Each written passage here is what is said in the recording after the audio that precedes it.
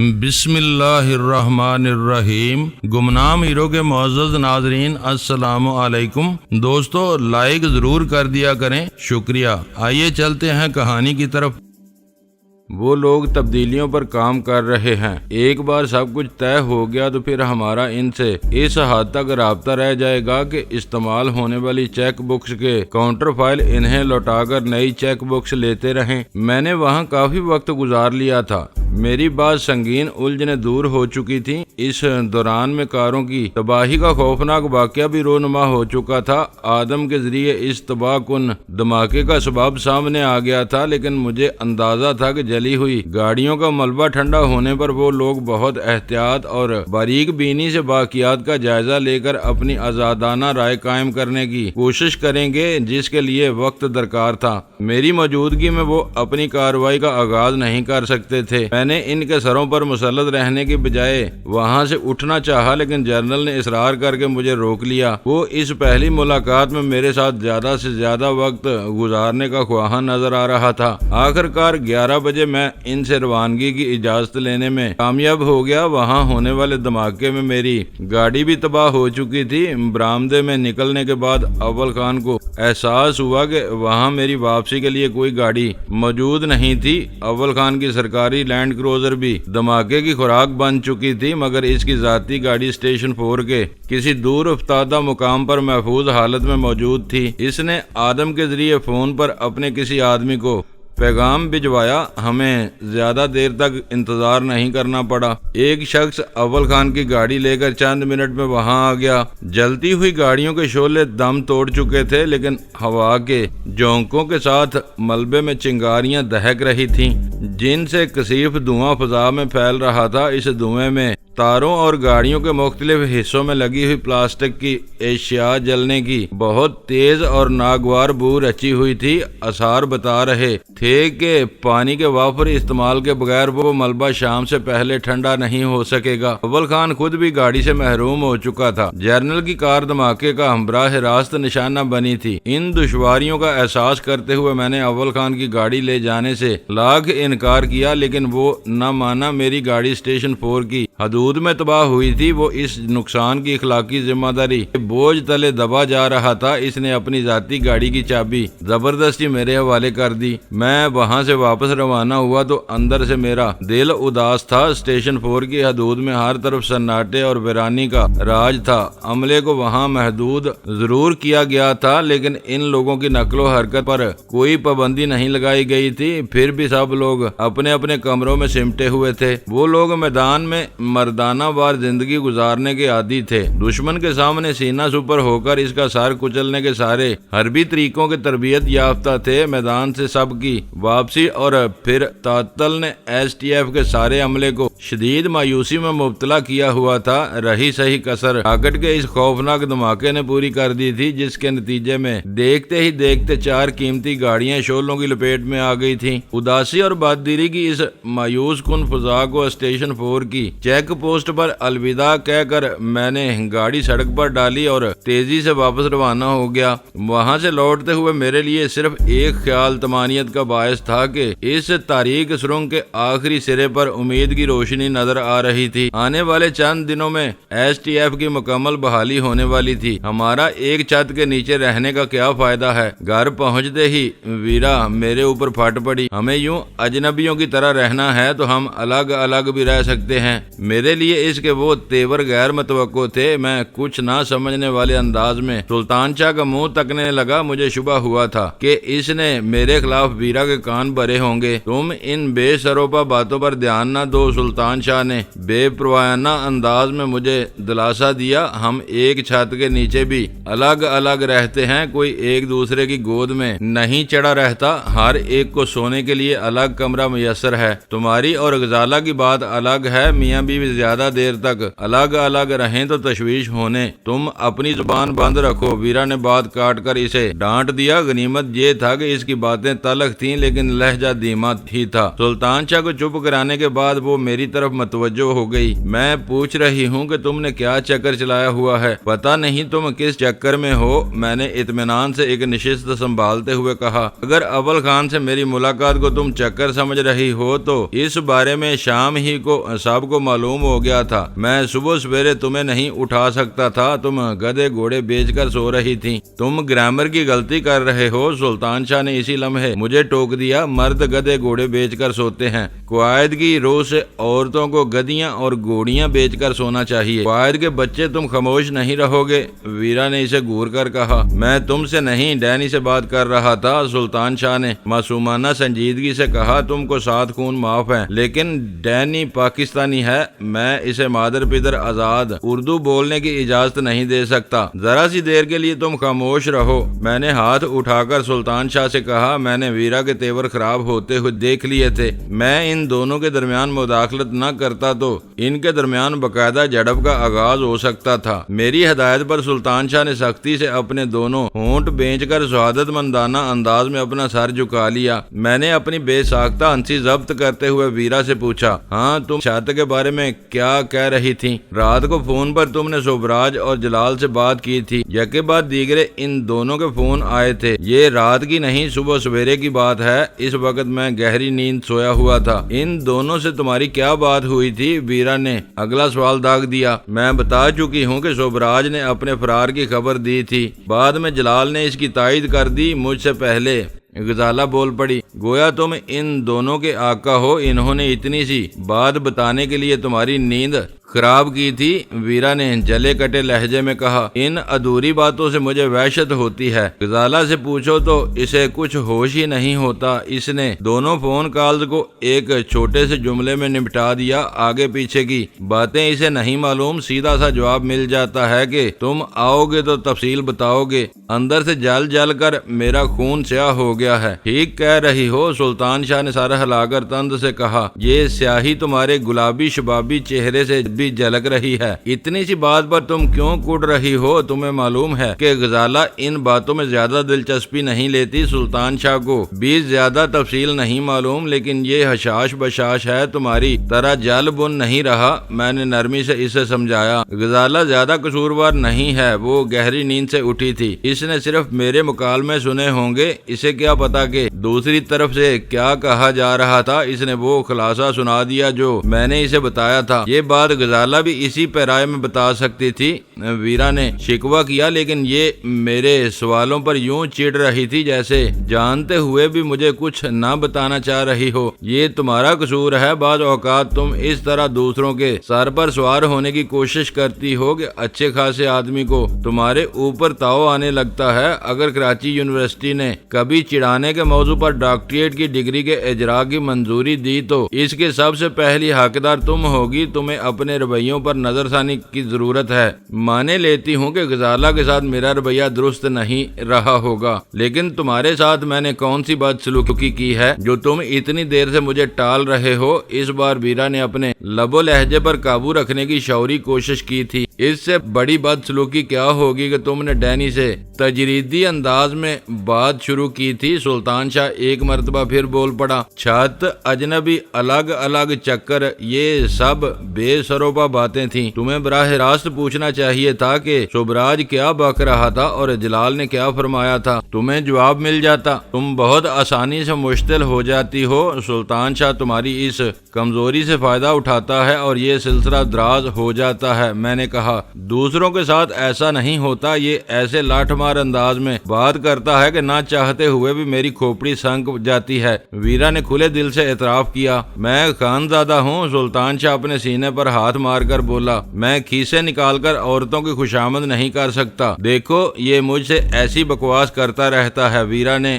مجھ سے شکایت کی۔ تم لوگ مل کر مجھے پریشان کر دیتے ہو۔ تم کو معلوم ہونا چاہیے کہ آج اول خان کے دفتر کے سامنے ایک راکٹ گرا ہے جس نے میری گاڑی سمیت 4 گاڑیاں جلا ڈالی۔ میں نے ان کی زبانیں بند کروانے کے لیے اکتائے ہوئے انداز میں وہ خبر سنا دی۔ یہ کیسے ہوا؟ یہ واردات کس کی جانب سے کی گئی ہے؟ پھر آپ یہاں تک کیسے آئے ہیں؟ وہ خبر سن کر ان تینوں کے اوسان خطا ہو گئے۔ ان کے بے ساختہ سوالوں پر میں افسردگی سے مسکرا کر رہ گیا۔ چند ثانیوں بعد میں نے انہیں اسٹیشن 4 کی رویداد سنا دی، جس میں سوبراج اور جلال کا ذکر بھی شامل تھا۔ وہ تینوں حیرت اور بے یقینی سے منہ پھاڑے وہ تفصیل سن رہے تھے۔ اس وقت میدان میں صرف 2 حریف ہمارے سامنے ہیں۔ میرے خاموش ہوتے ہی ویرا نے اپنی عادت کے مطابق تجزیہ نگاری شروع کر دی۔ سوبراج پہلا اور پکا دشمن ہے، لیکن وہ ہر طرف سے اپنی چمڑی بچانے کے چکروں میں الجھا ہوا ہے۔ اپنے بچاؤ کی فکر میں وہ کسی جوابی وار کے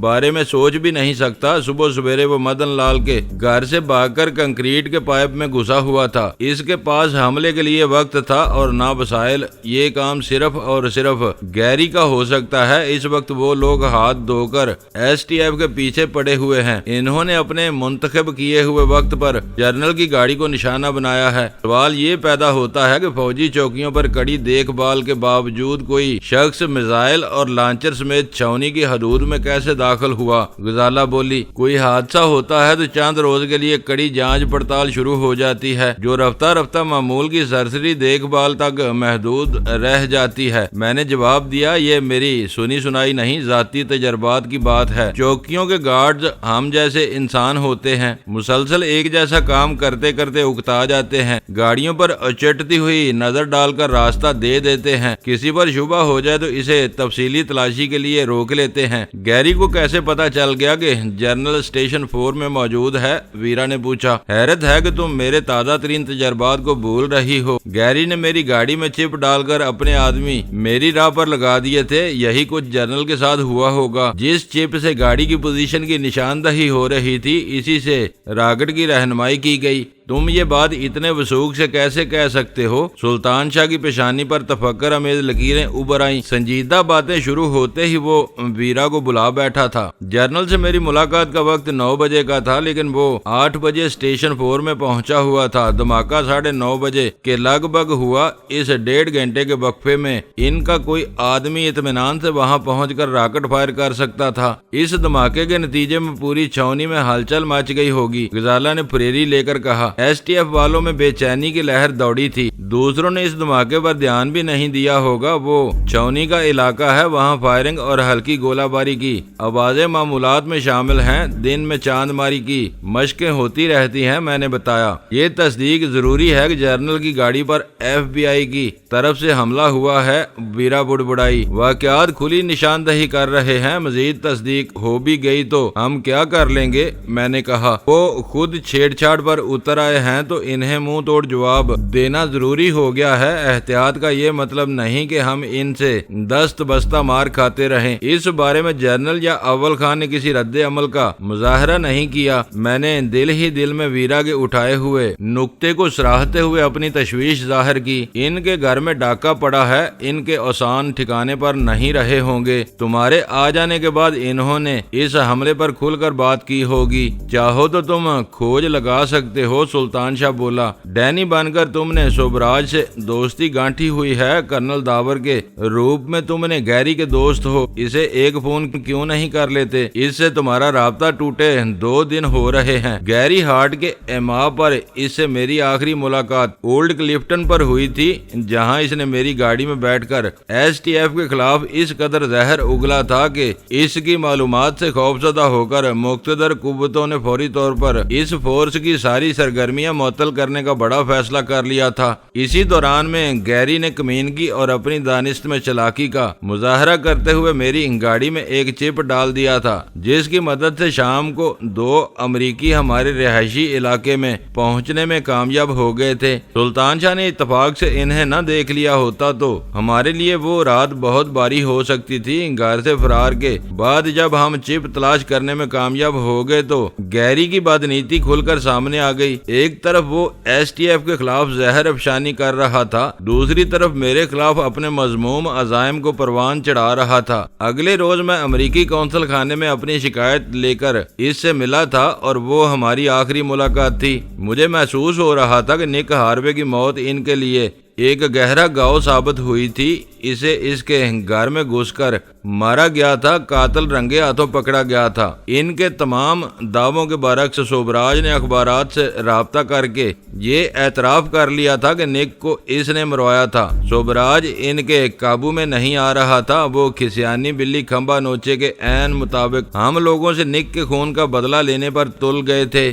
گیری کی ساری حرکتوں سے ظاہر ہو رہا تھا کہ وہ پاکستان میں جلد از جلد کوئی بڑی کامیابی حاصل کر کے نک کی موت کے نفسیاتی اثرات کا ازالہ کرنا چاہ رہا تھا۔ میں نے اپنے ذہن میں ماضی قریب کے ان واقعات کا اعادہ کیا اور پھر گیری سے گفتگو کا ایک اجمالی خاکہ ترتیب دے ڈالا، جس کی روشنی میں اس کا ذہن پڑھنے میں خاصی مدد مل سکتی تھی۔ سوچ کیا رہے ہو؟ اس وقت سلطان شاہ کی نکمی کھوپڑی میں کام کی بات آئی ہے، اس پر اسی وقت عمل کر ڈالو۔ ویرا نے مجھے خاموش پا کر کہا، اب اسے ہرگز فون نہ کرنا۔ سلطان شاہ نے مجھ سے مخاطب ہو کر اتنی برجستگی سے کہا کہ میں حیران ہو کر اس کا منہ تکنے لگا۔ عورت کسی بات کی تائید کرے تو سمجھ لو کہ وہ بات بالکل غلط ہے۔ سلطان شاہ نے اپنی بات جاری رکھی، اس کے خلاف عمل کرنے میں فائدہ حاصل ہوگا۔ یہ عمدہ سبق تم نے کہاں سے سیکھ لیا؟ غزالہ نے ترشی سے پوچھا۔ یہ سبق میں نے تجربوں سے سیکھا ہے، تم خاموش بیٹھی رہو، تمہارا کوئی ذکر نہیں ہے۔ میں دوسری قسم کی عورتوں کی بات کر رہا تھا۔ کیا مطلب ہے تمہارا دوسری قسم سے؟ ویرا آنکھیں نکال کر بولی، کیا میں کوئی گئی گزری عورت ہوں جو تم میرے بارے میں یہ ہذیان بک رہے ہو؟ ابھی تم کہاں گزری ہو، زندہ ہو اور بول رہی ہو۔ یقین کرو کہ تم گزر گئی تو میں تیسرے ہی دن سے تمہاری قبر پر چراغ جلا کر قوالی شروع کرا دوں گا۔ تمہارے گزر جانے سے بہت سے لوگوں کو فیض حاصل ہوگا۔ Shut up! سلطان شاہ کی زبان جس روانی سے چل پڑی تھی، اس میں لکنت کے کوئی اثار نہ پا کر مجھے اسے پھٹکارنا پڑ گیا۔ تمہیں ذرا سا خیال نہیں رہتا کہ کب کیا بات ہو رہی ہے؟ ہر وقت اپنی خرمستیوں میں لگے رہتے ہو۔ یہ ہے تمہاری اوقات۔ ویرا نے خوش ہو کر اس پر طنز کیا۔ صحیح خوراک مل گئی، اب کئی گھنٹوں کے لیے راہ راست پر رہو گے۔ تم بھی ہوش میں رہو۔ دونوں کے درمیان توازن برقرار رکھنے کے لیے میں نے ویرا کو بھی جھاڑ دیا۔ تم بلا وجہ اس کے منہ کیوں لگتی ہو؟ میں اس جھاڑ کے کانٹے کے منہ نہیں لگتی۔ تم خاموش بیٹھے سوچے جا رہے تھے، بس میرا ایک مشورہ دینا قیامت ہو گیا اور اس کی زبان چل پڑی۔ گلوں سے خار بہتر ہیں جو دامن تھام لیتے ہیں۔ سلطان شاہ نے چھات کی طرف منہ اٹھا کر وہ مصرع پڑھا، پھر غزالہ سے بولا، سیاہ خون والی گلابی عورت کو اس مصرع کا مفہوم سمجھا دینا۔ میرے پاس وقت نہیں ہے۔ اپنی بات پوری کرتا ہوا وہ اپنی جگہ سے اٹھا اور ڈرائنگ روم سے نکلتا چلا گیا۔ خاص کام جہاں پاک! اس کے جانے کے بعد ویرا بڑبڑائی، اب اس کے بارے میں ایک لفظ نہ کہنا۔ میں نے ویرا کو گھورتے ہوئے کہا، خود فساد کی داغ بیل ڈالتی ہو، پھر شور مچاتی ہو کہ وہ زیادتی کر رہا ہے۔ اس وقت میں نے کیا کیا تھا؟ وہ بلا وجہ مجھ سے الجھا تھا۔ اتنی دیدہ دلیری اچھی نہیں ہوتی، نکمی کھوپڑی کہہ کر تم نے پہل کی تھی، میں نے خشک لہجے میں کہا، اور وہ لاجواب ہو کر خاموش ہو گئی۔ میں گیری سے بات کرنے کے بارے میں اپنا ذہن بنا چکا تھا، لیکن ویرا اور سلطان شاہ کی جھڑپ نے میری طبیعت مقتدر کر دی تھی۔ میں نے وہ ارادہ ملتوی کر کے سگریٹ سلگائی اور پاؤں پسار کر صوفے پر نیم دراز ہو گیا۔ غزالہ اٹھ کر وہاں سے چلی گئی۔ کیا گیری کو فون نہیں کرو گے؟ چند منٹ کی بوجھل خاموشی کے بعد ویرا نے دھیرے سے پوچھا، تم دونوں نے میرے دماغ کو اس قابل کہاں چھوڑا ہے کہ میں کسی سے ڈانکی بات کر سکوں؟ تمہیں ذرا بھی احساس نہیں ہے کہ اس وقت ہم ایک نازک دور سے گزر رہے ہیں؟ ہمیں ہر وقت ذہنی یکسوئی اور ارتکاز کی ضرورت ہے۔ پتہ نہیں کبھی کبھی تمہیں کیا ہو جاتا ہے، ہلکی پھلکی نوک جھونک انسان کو ہر وقت چاقو چوبند رکھتی ہے۔ موقع ملنے پر وہی چوکتا ہے، نہ میری زبان رکتی ہے۔ چاقو چوبند رہنے کا اتنا شوق ہے تو اسے اپنے کمرے میں بند کر کے تلخ کلامی کر لیا کرو۔ ہر وقت کے تماشے کبھی کبھی مجھے گراں گزرنے لگتے ہیں۔ میں نے رکھائی سے جواب دیا، ریفری کے بغیر زبانی لڑائی میں مزہ نہیں آتا۔ وہ میرے ساتھ اکیلا ہوتا ہے تو بیگی بلی بنا رہتا ہے، یوں لگتا ہے جیسے اس کی عقل چوپٹ ہو کر رہ گئی ہو۔ میں بے بسی سے ہنس پڑا، ویرا تم بہت ڈھیٹ ہو گئی ہو، جاؤ اور کچھ دیر کے لیے مجھے تنہا چھوڑ دو۔ اس نے تمہاری بات سن لی تو وہ اعتراض کرے گا کہ تمہاری باتوں میں تذکیر و تانیث کی غلطی ہے، وہ بیگا بلا بن سکتا ہے، بلی نہیں۔ تم کہتے ہو تو چلی جاتی ہوں۔ وہ اٹھ گئی، پھر جاتے جاتے رک کر بولی، سچ بات یہ ہے کہ مجھے اس پر غصہ نہیں آتا، اسے چڑھانے اور سلگانے میں لطف آتا ہے۔ ویرا کے کچھ کہے بغیر بھی میں وہ بات جانتا تھا۔ میں نے کوئی تبصرہ کرنے کی بجائے خاموشی میں اپنی عافیت جانی اور وہ چند ثانیوں کے توقف کے بعد وہاں سے چلی گئی۔ سگریٹ ختم کر کے میں کچھ دیر کے لیے آنکھیں موندے پڑا رہا۔ خلوت اور خاموشی کے وہ لمحات میرے لیے سکون آور ثابت ہوئے۔ رفتہ رفتہ میرا ذہن اعتدال پر آ رہا تھا۔ نک کی موت کے سوگ کے 3 دن پورے ہو چکے تھے۔ کونسل خانہ کھل جانا چاہیے تھا۔ ویسے بھی گیری ضروری کام نپٹانے کے لیے سوگ کی چھٹیوں میں بھی اپنے دفتر آتا رہا تھا اور اسی دوران میں اس سے مل چکا تھا۔ اسے ہر حال میں اپنے دفتر میں موجود ہونا چاہیے تھا۔ تقریباً 10 منٹ بعد میں نے اپنے گھر والے فون سے گیری کے دفتر کا ڈائریکٹ نمبر ملایا۔ میں یہ بات پہلے ہی دیکھ چکا تھا کہ میرے کمرے میں فون کی لائن سے منسلک CSD آن تھی۔ پہلی گھنٹی پر مجھے گیری کی تحکم امیز ہیلو سنائی دی۔ گیری کیا حال ہے؟ کیا ہو رہا ہے؟ میں نے خوش دلی سے پوچھا۔ داور تم اس وقت کہاں ہو؟ خاصے مطمئن اور خوش معلوم ہو رہے ہو۔ میری توقع کے مطابق اسے میرے اطمینان پر اچنبا ہوا تھا۔ ایک دوست کے پاس آیا ہوں، وہ لنچ کی تیاری کے لیے بازار کی طرف نکلا ہوا تھا۔ میں نے سوچا کہ اس فرصت سے فائدہ اٹھا کر تم سے بات کر لوں۔ بہت اچھا کیا۔ یہ سناؤ کہ کیا خبریں ہیں؟ اس کی آواز میں ہلکا سا اضطراب پنہاں تھا۔ وہ یقینی طور پر میری زبان سے STF کے کلب میں ہونے والے دھماکے کی خبر سننے کا خواہاں تھا۔ کسی خبر کا نہ ہونا سب سے اچھی خبر ہوتی ہے، میں نے ہنس کر کہا۔ اس کا مطلب ہے کہ تم کافی دیر سے اپنے آدمیوں سے کٹے ہوئے ہو۔ کسی نے تمہارے اپریٹس یا موبائل فون پر تمہیں ایک بری خبر سے آگاہ کرنے کی زحمت نہیں کی؟ میں صبح سویرے اس خبر سے واقف ہو چکا تھا۔ میں نے تجاہل عارفانہ سے کام لیتے ہوئے اس کی بات کا رخ گما دیا۔ یہ بہت برا ہوا کہ مدن لال کے گھر پر ہونے والی کارروائی ناکام ثابت ہوئی اور سوبراج وہاں سے نکل بھاگنے میں کامیاب ہو گیا۔ وہ بھی آج کی بہت بری خبر تھی، لیکن میں ایک اور واقعے کا تذکرہ کر رہا تھا۔ میں اس کے علاوہ کسی اور واقعے سے بے خبر ہوں۔ برسوں بعد مجھے 2 دن کی چھٹی ملی ہے۔ میں اسے بے خبر رہ کر ہنسی خوشی گزارنا چاہتا ہوں۔ تم جیسا ذمہ دار افسر چھٹی پر ہوتے ہوئے بھی اپنے دفتری معاملات سے غافل نہیں رہ سکتا۔ کچھ دیر پہلے اسٹیشن 4 کی حدود میں ایک زوردار دھماکے کے ساتھ شعلے بلند ہوتے ہوئے دیکھے گئے ہیں۔ وہاں کیا ہوا ہے؟ میں لا علم ہوں، میں نے پرسکون رہتے ہوئے جواب دیا۔ کیا تمہارے آدمی اسٹیشن 4 کی نگرانی کر رہے ہیں؟ نہیں، ایسی کوئی بات نہیں ہے، اس نے بکھلائی ہوئی آواز میں جلدی سے کہا۔ پھر تمہیں دھماکے اور آگ کی اطلاع کس نے دی؟ مجھ سے یوں جرا مت کرو۔ میرے سوال پر وہ تل ملا اٹھا۔ میں تم کو جواب دہ نہیں ہوں، تم سے صرف یہ جاننا چاہتا ہوں کہ اس خبر میں کتنی صداقت ہے۔ تم تو یوں چڑ رہے ہو جیسے وہ دھماکہ تم ہی نے کروایا ہو اور اب مجھ سے اس کی تصدیق چاہ رہے ہو۔ میں ہلکے پھلکے لہجے میں گہرا طنز کرتے ہوئے اپنی بات جاری رکھی۔ کل رات سے میں اپنے دوست کے پاس ہوں، اسٹیشن 4 سے میرا کوئی رابطہ نہیں ہے۔ میں تمہاری خبر کی تصدیق یا تردید کرنے کی پوزیشن میں نہیں ہوں۔ تم نے مجھے متفکر کر دیا ہے۔ اب مجھے وہاں کی صورت احوال جاننے کے لیے فون کرنا پڑے گا۔ حیرت ہے کہ تمہیں اپنے گھر کی خبر نہیں، لیکن یہ معلوم ہے کہ سوبراج کو پکڑنے کی کوشش ناکام ہو گئی۔ اس کی طنزیہ آواز میں گہری کاٹ تھی۔ میں تمہیں بتا چکا ہوں کہ سوبراج میری کمزوری بنا ہوا ہے۔ یہ کوئی خفیہ خبر نہیں ہے، پورے شہر کو معلوم ہے کہ ایک سرکاری ایجنسی اسے پکڑنے میں ناکام رہی ہے۔ میں اس بارے میں تم سے ضروری بات کروں گا، لیکن پہلے میں اسٹیشن 4 کے بارے میں جاننا چاہتا ہوں کہ وہاں کیا ہوا ہے۔ سوبراج کے قصے کی اہمیت کو تسلیم کر لینے کے باوجود اس کا ذہن اسٹیشن 4 میں الجھا ہوا تھا۔ اس کا حد سے بڑا ہوا تجسس میرے لیے حیران کن تھا۔ آثار بتا رہے تھے کہ وہ دھماکہ ان لوگوں کے اعماء پر کیا گیا تھا۔ ان کی دلی مراد پوری ہو گئی تھی۔ یہ بات میری سمجھ میں نہیں آ رہی تھی کہ وہ مجھ سے اس واقعے کی تصدیق کیوں چاہ رہا تھا۔ ذہن پر ذرا سا زور دیتے ہی سارے پردے سرک گئے اور بات یکایک میری سمجھ میں آ گئی۔ گیری ہارٹ اور اس کے سارے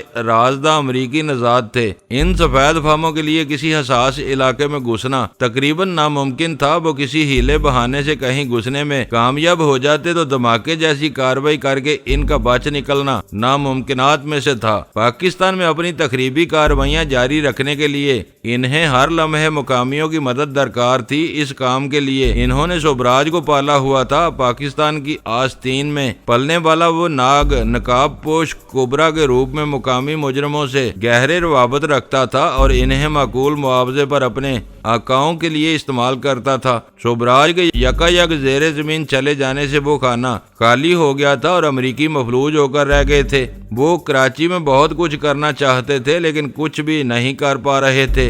مقامی مجرموں سے براہ راست رابطے ان کے لیے اتنے ہی خطرناک ثابت ہو سکتے تھے جتنا ان کا جرائم میں خود ملوث ہونا۔ اس مشکل کا توڑ کرنے کے لیے شاید گیری نے اسٹیشن 4 پر راکٹ فائر کرنے کے لیے کسی مقامی کو اپنے اعتماد میں لیا تھا۔ اس مقامی ذریعے نے شاید گیری کو اپنی کامیابی کی اطلاع دے دی تھی اور وہ طے شدہ معاوضہ طلب کر رہا تھا۔ گیری کے لیے معاوضے کی کوئی اہمیت نہیں تھی لیکن وہ یہ جاننے کے لیے بے چین تھا کہ اس کے چنے ہوئے آدمی نے ایک مشکل ہدف کو واقعی حاصل کر لیا تھا یا وہ جھوٹ بول کر رقم اینٹھنے کے چکر میں پڑا ہوا تھا۔ وہ نقطہ ذہن میں آتے ہی میں نے اس سے کہا تم 1 منٹ ہولڈ کرو، میں اپنے موبائل پر پتہ کر کے تمہیں بتاتا ہوں۔ ویری گڈ، میں تم سے اسی تعاون کا خواہاں رہتا ہوں۔ میری پیشکش سن کر وہ خوش ہو گیا۔ میں نے موبائل فون پر اپنا ہی نمبر ملایا تو مجھے اپنے ریسیور پر موبائل فون کے خلل انداز ہونے کی آوازیں سنائی دیں جو گیری کے کانوں تک بھی پہنچ رہی ہوں گی۔ میرا فون مصروف تھا، موبائل پر ریکارڈنگ بجنے لگی لیکن میں نے چونکے ہوئے انداز میں گفتگو کا انداز اختیار کیا اور چند مکالموں کی ادائیگی کے بعد موبائل فون بند کر دیا۔ تم ٹھیک کہہ رہے تھے، میں نے ایک گہرا سانس لے کر تھکی ہوئی آواز میں کہا۔ وہاں کچھ دیر پہلے ایک راکٹ گرا ہے، کئی گاڑیاں تباہ ہو گئی مگر کوئی جانی نقصان نہیں ہوا۔ اتنی سی دیر میں انہوں نے یہ پتہ بھی لگا لیا کہ وہاں راکٹ گرا ہے۔ اس کے بے ساختہ فکروں سے مجھے مسرت اور غصے کا امتزاج جھلک رہا تھا۔ اتنی سی دیر میں انہوں نے یہ پتہ بھی لگا لیا کہ وہاں راکٹ گرا ہے۔ اس کے بے ساختہ فکروں سے مسرت اور غصے کا امتزاج جھلک رہا تھا۔ اب یہ نہ کہنا کہ یہ ایس ٹی ایف کے نامعلوم دشمنوں کا کام ہے۔ تمہارا لب و لہجہ چگلی کھا رہا ہے کہ اس واقعے کے پیچھے تمہارا دماغ کام کر رہا تھا۔ میں نے اسے سوچنے سمجھنے کا کوئی موقع دیے بغیر وہ بات کہہ ڈالی۔ وار کامیاب ہوا ہے تو مجھے بھی یہ ماننے میں عذر نہیں ہے کہ یہ ہمارا کام ہے۔ اب تم ہمارے دوست ہو، میرا مطلب ہے ہم ایس ٹی ایف کو عقل کے ساتھ ساتھ طاقت سے بھی کچلیں گے۔ انہیں ہمارے آڑے نہیں آنا چاہیے۔ ابھی تک ایس ٹی ایف نے تمہارے ساتھ براہ راست تصادم کی راہ اختیار نہیں کی۔ میں نے پرزور لہجے میں احتجاج کیا۔ تم کیوں اس کے پیچھے پڑ گئے ہو؟ یہ غلیظ فورس ڈینی کو تحفظ کی چھتری فراہم کر رہی ہے۔ اس کی آواز تلخ ہو گئی۔ ہمیں ہر قیمت پر ڈینی درکار ہے، زندہ یا مردہ اس سے کوئی فرق نہیں پڑتا۔ آج کا دھماکہ صرف ایک وارننگ تھا۔ یہ اس وقت بھی ہو سکتا تھا جب تمہارا جنرل اس کار میں سفر کر رہا ہوتا۔ وقت کا انتخاب میں نے کیا تھا اور آئندہ بھی یہ انتخاب میرا ہوگا۔ تو کیا جنرل کی گاڑی کو نشانہ بنایا گیا ہے؟ میں نے حیرت سے پوچھا۔ وہ کئی دنوں سے کراچی میں ہے مگر مجھے کل شام کو اس کی شہر میں موجودگی کی اطلاع ملی ہے۔ وہ پرغرور لہجے میں بتانے لگا۔ وہ چوہے کی طرح چھپا رہ سکتا ہے لیکن دوسروں کی زبانیں بند نہیں رکھ سکتا۔ رات ہم نے ایک فون پر ہونے والی باتیں پکڑی اور پتہ چلا کہ جنرل آج صبح اسٹیشن 4 میں ہوگا۔ شہر میں اس رتبے کے کسی آدمی کا سراغ لگانا مشکل نہیں ہوتا۔ رات کے 2 بجے اس کی گاڑی میں موت کا ہمبگ لگا دیا گیا تھا۔ وہ جہاں بھی جاتا ہمیں پل پل کی خبر ملتی رہتی۔ وہ اسٹیشن 4 پہنچا اور تھوڑی دیر بعد ہمارے نشانچی وہاں پہنچ چکے تھے۔ یہ سب تم مجھے کیوں سنا رہے ہو؟ میں واقعی الجھن میں پڑ گیا تھا۔ تم اپنی فورس میں خاصے سینئر ہو، ہمیں جانتے ہو اور ڈینی کی بدماشیوں سے بھی واقف ہو۔ تم اپنے جنرل کو سمجھا سکتے ہو کہ وہ غلط راستے پر ہے۔ ایک شخص کو تحفظ دینے کے لیے اتنی بڑی فورس کو تباہی کے دانے میں ڈال دینا دانش مندی کے خلاف ہے۔ ڈینی اگر تمہارے ہاتھ میں نہیں آ رہا تو جنرل کو اس کے گلے میں رسی ڈال دینی چاہیے۔ جنرل ٹیڑھا آدمی ہے، میں اس سے یہ سب نہیں کہہ سکتا۔ میں نے اپنی مجبوری ظاہر کرتے ہوئے کہا تم خود اس سے بات کیوں نہیں کرتے؟ دھماکے کا واقعہ تازہ ہے، وہ تمہاری بات سننے پر مجبور ہو جائے گا۔ یہ ناممکن ہے، میں اپنی حکومت کے موقف سے انحراف نہیں کر سکتا۔ اس میں انحراف کی کیا بات ہے؟ تم مجھ سے جو کچھ کہہ رہے ہو وہی اس سے براہ راست کہہ ڈالو، نتیجہ سامنے آ جائے گا۔ سرکاری سطح پر امریکہ قائل ہے کہ پاکستان میں اسپیشل ٹاسک فورس نام کی کوئی قوت موجود نہیں ہے۔ میں سرکاری ملازم ہوں، جنرل سے میرا رابطے کا مطلب ہوگا کہ میں نے سرکاری پالیسی کو نظر انداز کیا ہے۔ تمہارے جنرل نے کسی ذریعے سے یہ شکایت کر دی تو مجھے ملازمت سے برطرف بھی کیا جا سکتا ہے۔ مجھے استعمال کرنے کی صورت میں تم ان ممکنہ نتائج سے بچے رہو گے۔ میں نے حیرت سے پوچھا، کوئی میرا نام نہیں لے سکے گا، سانپ مر جائے گا اور لاٹھی بھی نہیں ٹوٹے گی؟ کیا یہ دو رخی حکمت عملی نہیں ہے؟ رفتہ رفتہ اس کا اصل مفہوم میری سمجھ میں آتا جا رہا تھا۔ یہ تمہاری مرضی ہے، تم اس پالیسی کو جو نام چاہو دے سکتے ہو۔ گیری کی آواز سے بے پرواہی متراشا ہو رہی تھی۔ یہ دوگلا پن ہے، سرکاری سطح پر تم ایس ٹی ایف سے الجھنے سے گریز کر رہے ہو، دوسرے طریقوں سے تم اسے تباہ کر دینا چاہتے ہو۔ پاکستان ہمارا دوست ملک ہے،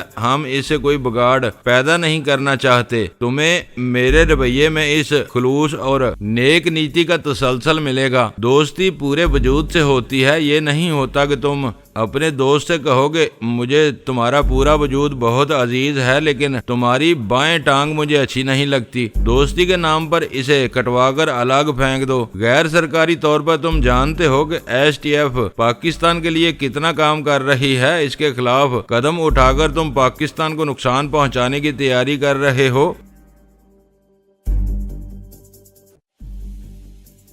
دوستو ویڈیو کو لائک ضرور کر دیا کریں۔ ISI پاک آرمی زندہ باد، پاکستان پائندہ باد۔ معزز ناظرین، اپنا خیال رکھیے گا اور اپنے اس چینل کا بھی شکریہ۔